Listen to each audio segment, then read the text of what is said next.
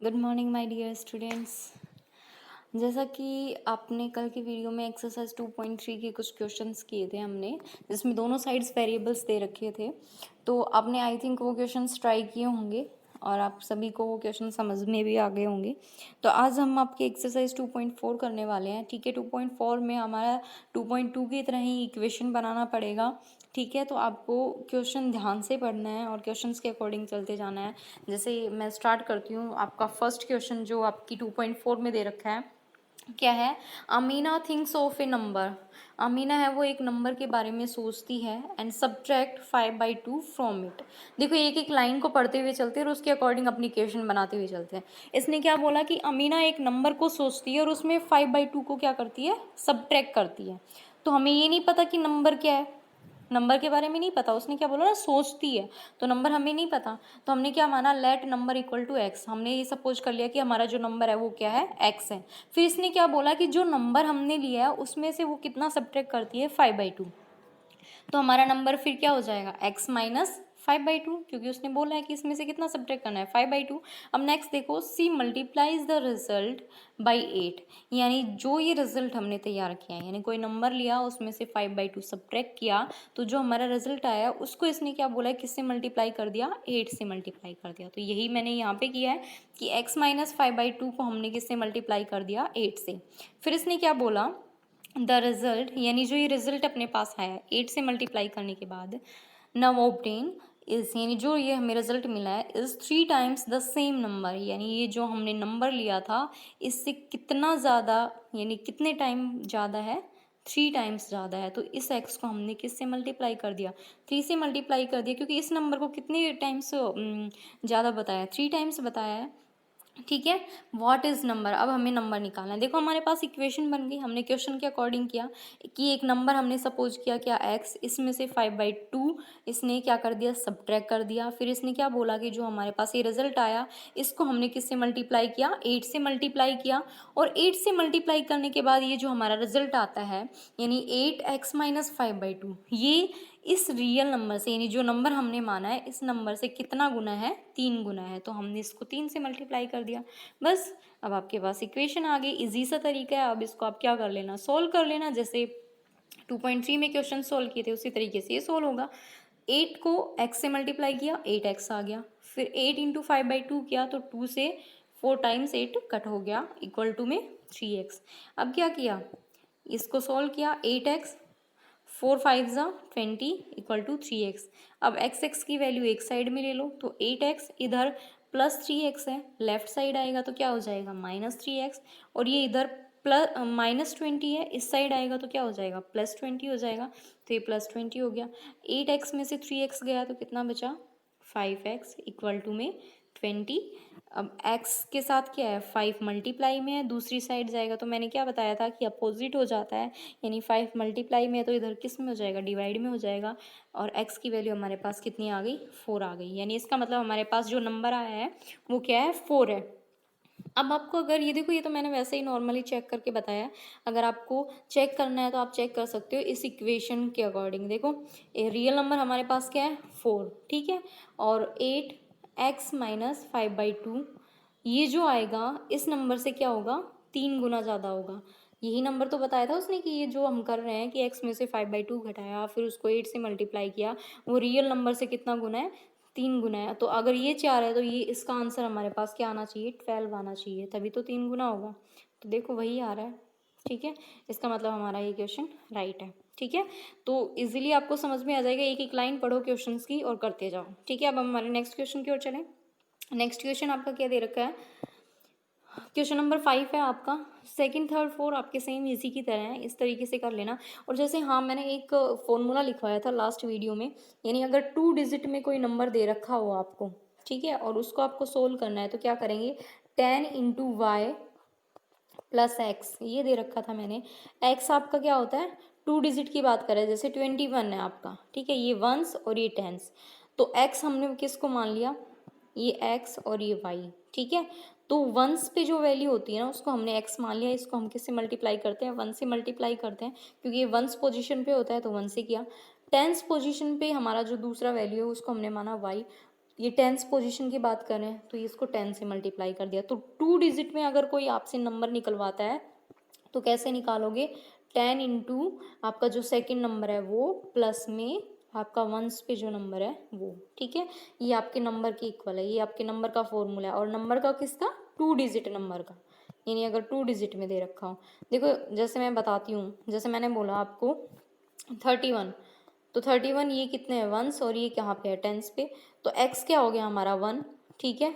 10 से हमें मल्टीप्लाई करना है, 10 पे क्या है 3 है। अगर आप इसको सॉल्व करके देखो 30 + 1 क्या आता है, 31 ही आता है, ठीक है। तो वो नंबर वो आपका आई थिंक 3rd या 4th नंबर में क्वेश्चन है 2 डिजिट वाला, तो वहाँ पे ये फॉर्मूला यूज होगा। और आपका सेम एग्जाम्पल दिया गया है वैसा ही, उस एग्जाम्पल के अकॉर्डिंग आप इस क्वेश्चन को कर लेना। अब क्वेश्चन नंबर 5 बताती हूँ मैं आपको कैसे होगा। जैसे इसने क्या बोला है, जो क्वेश्चन बोला है उसके अकॉर्डिंग चलते जाओ। Suppose mother present age is 6 times, suppose present age, यानी इसने क्या बोला है कि जो सुबो की माँ है, यानी आप खुद से लगा लो कि जैसे आपकी क्लास में कोई बच्चा है मोहित, ठीक है। मोहित की एज इसने क्या बोली है, सुबू की जगह मोहित ले लो, कि मोहित की एज है उसकी मम्मी की एज से, यानी उसकी मदर की एज से कितने गुना बताई है उसने, मतलब मोहित की जो एज है, ठीक है, उसकी मदर की एज मोहित की एज से कितनी है, 6 गुना है, ठीक है। तो हमें मोहित की एज नहीं पता, ऐसे ही इसमें हमें सुबो की एज नहीं पता, तो इसने क्या बोला कि सुबो की जो प्रेजेंट एज है उसको हमने क्या मान लिया, एक्स ईयर मान लिया। और इसने क्या बोला कि उसकी जो मदर की एज है वो कितने टाइम्स ज़्यादा है, 6 टाइम्स ज़्यादा है।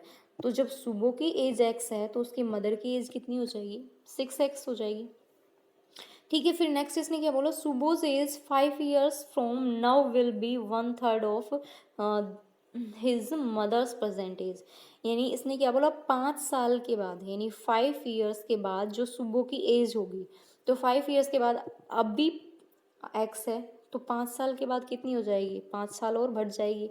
तो सुबो की जो एज होगी 5 years बाद क्या हो जाएगी, x + 5 years, ठीक है। इसने क्या बोला कि जो सुबो की एज है 5 years के बाद, वो उसकी मदर की प्रेजेंट एज क्या है उसकी मदर की, 6x, इसकी कितनी है 1/3 है, तो यही मैंने लिखा है यहाँ पे 1/3 इंटू 6x, ठीक है, समझ में आया। और फिर इसने क्या बोला, इनकी प्रेजेंट एज निकालनी है। देखो पहले इसने क्या बोला कि सुबह की जो एज है वो हमने मान ली x, और इसकी एज की 6 गुना किसकी एज है, इसकी मदर की एज है, तो 6 गुना इसकी मम्मी की एज हो गई, ठीक है। फिर इसने क्या बोला कि 5 साल बाद जो सुबह की एज आज कितनी है, x है, तो 5 साल बाद 5 और बढ़ जाएगी ना, तो x + 5, ठीक है।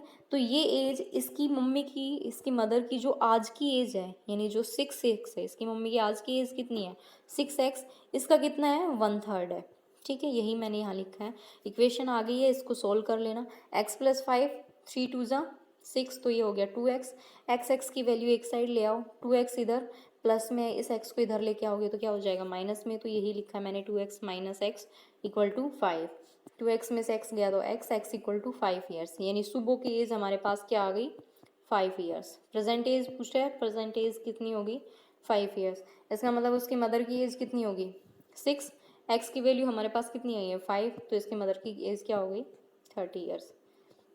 देख लो क्वेश्चन के अकॉर्डिंग इसने क्या बोला कि क्वेश्चन में इसने क्या बोला था कि उसकी मदर की जो सुबह की एज है उसकी मदर की एज की मतलब मदर की जो एज है वो 6 गुना है, तो सुबह की अगर 5 है तो उसकी मम्मी की 6 गुना कितनी हो जाएगी 30 हो जाएगी, वही आंसर आ रहा है हमारा, ठीक है। तो इस तरीके से ये क्वेश्चन करना है आपको, आई थिंक आपको समझ में आ गया होगा। नेक्स्ट हम आपके 6 क्वेश्चन की ओर चलते हैं। 6 क्वेश्चन क्या है, there is a narrow rectangular plot, rectangle के बारे में मैंने आपको शायद पहले भी बताया था, ठीक है। अपोजिट साइड्स आर इक्वल, ठीक है, ये बताया था मैंने। फिर इसने क्या बोला, reserve for a school in Mahauli village, यानी किसी गांव में एक रेक्टेंगुलर प्लॉट है जो किसी स्कूल के लिए मतलब रिजर्व किया गया, यानी बुक किया गया है, ठीक है। The length and the breadth of the plot are in the ratio 11.4, इसने लेंथ और ब्रेथ की रेशियो क्या दे रखी है 11:4। देखो 11 और 4 क्या होती है हमारी पूरी इस लेंथ के अकॉर्डिंग होती है, हमें कंप्लीट तो पता नहीं है कितना क्या है, तो हम इसको क्या मान लेंगे कि लेट लेंथ एंड ब्रेथ, यानी लेंथ की जो रेशियो है वो कितना 11, तो इसको हम क्या मान लेंगे 11x, और ब्रेथ को हम कितना मान लेंगे 4x मान लेंगे, ठीक है। अब नेक्स्ट देखो क्या बोल रहा है, एट द रेट Rs 100 पर metre it will cost the village panchayat Rs 75,000 to fence the plot। इसने क्या बोला है कि जो ये रेशियो दे रखा है ना इसकी पर मीटर है। देखो हमारे पास लेंथ और ब्रेथ रेशियो में दे रखी है, हमारे पास कंप्लीट नहीं है। तो इस क्वेश्चन के अकॉर्डिंग चलते हैं कि पर मीटर कितना लिया है इसने, 100 रुपीज़ लिया है। और कुल टोटल जो रेक्टेंगल प्लॉट है देखो पर मीटर यानी 1 मीटर का इसने क्या रेट बताया है, 100 रुपये बताया, ठीक है। और टोटल इस पूरे का रेट कितना बताया, इस पूरे प्लॉट का उसने 75,000 बताया, ठीक है। हमारे पास लेंथ और ब्रेथ कंप्लीट नहीं दे रखी, हमें रेशियो में दे रखी है। तो पहले हम इसको सोल्व करेंगे, ठीक है, कि इनकी क्या आएगी। और डायमेंशंस का मतलब यहाँ क्या है, लेंथ और ब्रेथ ही पूछ रहा है कि इसकी लेंथ और ब्रेथ कितनी होगी प्लॉट की। तो चलिए नेक्स्ट देखते हैं इसमें लेंथ। और ये मान ली इसने क्या बोला, रेट ऑफ फैचिंग पर मीटर इसने कितना रेट बताया, 100 रुपये बताया। और टोटल पूरे का कितना है पीछे 75,000। तो देखो पर मीटर आपके पास कितना है, 100 है। तो पर मीटर आप कैसे निकालोगे, जब आपके पास पूरी पर मीटर निकालोगे कैसे, ये दोनों साइड और ये पूरी साइड, तभी तो आएगा। और दोनों साइड जब आप लोगे तो साइड्स के अकॉर्डिंग ही आप लेंथ और ब्रेथ लोगे, ठीक है। हमें पर मीटर के अकॉर्डिंग लेना है, इसका मतलब हमें यहाँ क्या सोल्व करना पड़ेगा, पेरीमीटर सोल्व करोगे तभी तो आपके पास लेंथ और ब्रेथ की वैल्यू आएगी। एरिया के बारे में थोड़ी ना करेंगे, हमारे पास इसने क्या बोला है कि पर मीटर लिया है तो हम पेरीमीटर निकालेंगे ना यहाँ पे। और पेरीमीटर का फॉर्मूला मैंने आपको निकालना बताया था, 2 लेंथ प्लस ब्रेथ होता है। तो लेंथ हमारी हमने कितनी मानी 11x और ब्रेथ कितनी मानी थी 4x। यानी टोटल हमारे पास जो इस प्लॉट की टोटल जो मीटर में डिस्टेंस है वो हमारे पास कितनी आ गई, 30x आ गई, ठीक है। और पर मीटर हमें कितना दे रखा है 100, तो टोटल 30 का कितना हो जाएगा 3000x। और इस टोटल 3000x का रेट कितना दे रखा है 75,000। देखो पर मीटर का हमारे पास था 100, तो हमारे पास हमने पहले टोटल लेंथ निकाली, टोटल कितनी आ गई 30, ठीक है। 1 मीटर पे 100 है तो 30 मीटर पे हमारे पास कितनी होगी 30,000 मीटर। और इसने क्या बोला, ये टोटल जो दे रखा है ना ये किसके बराबर है 75,000 के बराबर है। तो x की वैल्यू हम यहाँ से निकाल लेंगे, 25 मीटर आ गई। ये लेंथ हमारा 11x था, x की वैल्यू रखेंगे तो 275 मीटर हमारी लेंथ आ जाएगी। और ये क्या आ जाएगी, ब्रेथ आ जाएगी, ठीक है। बहुत इजी सा क्वेश्चन है, इस तरीके से आप कर लेना। अब हम हमारे आपके नेक्स्ट 8 नंबर क्वेश्चन की ओर चलते हैं। ये देखो क्वेश्चन आप देख करके बोल रहे होगे मैम इस क्वेश्चन को कैसे करेंगे, बहुत बड़ा क्वेश्चन है। लेकिन क्वेश्चन बड़ा है और इसका सॉल्यूशन है वो बहुत ईजी है, ठीक है। तो क्वेश्चन को देख के घबराओ मत, क्वेश्चन बड़ी लैंग्वेज में लिखे इसलिए जाते हैं कि बच्चा कंफ्यूज हो जाए, एक बार डर जाए इसको देख के। तो डरना नहीं है, इस क्वेश्चन को हमें सॉल्व करना है, ओके। तो नेक्स्ट क्वेश्चन अब आपका देखते हैं क्या दे रखा है। Hasan buys 2 kinds of clothes material for school uniform. यानी हसन की कोई स्कूल है और अपने स्कूल के बच्चों के लिए इसने एक यूनिफॉर्म ली है। कितने काइंड्स मटेरियल लिए हैं इसने क्लॉथ के, 2 टाइप्स ऑफ काइंड। यानी जैसे आपका होता है ना एक ब्लेजर हो गया, एक आपका शर्ट के लिए हो गया, तो इसी तरीके से इसने क्या बोला है, एक टाइप तो इसने ली है शर्ट मटेरियल और दूसरी लिया है इसने ट्राउज़र मटेरियल, ठीक है।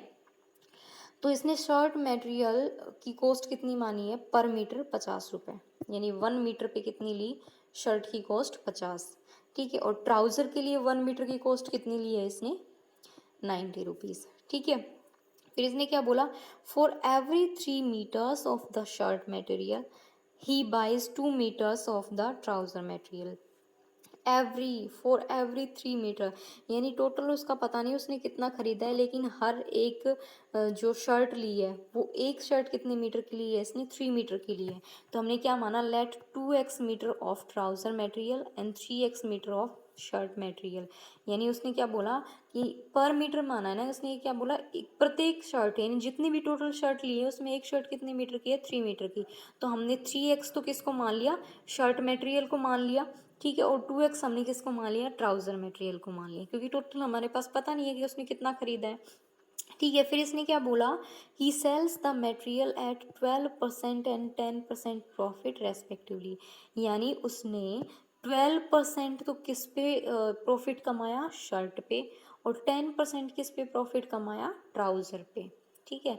और उसने इतने 36,600 रुपीज़ में पूरा सामान क्या किया, बेचा, ठीक है, तो इसने क्या बोला, how much trouser material did he buy, trouser उसने कितना, ट्राउजर का कितना मटेरियल खरीदा, यानी उसने टोटल कितने मीटर कपड़ा लिया, ये बताना है अपने को। ठीक है, तो इसने पहले क्या बोला कि पर मीटर, मतलब हर एक ट्राउजर के लिए 2 मीटर लिया तो हमने 2x माना, हर एक शर्ट के लिए 3 मीटर के लिया तो हमने इसको 3x माना।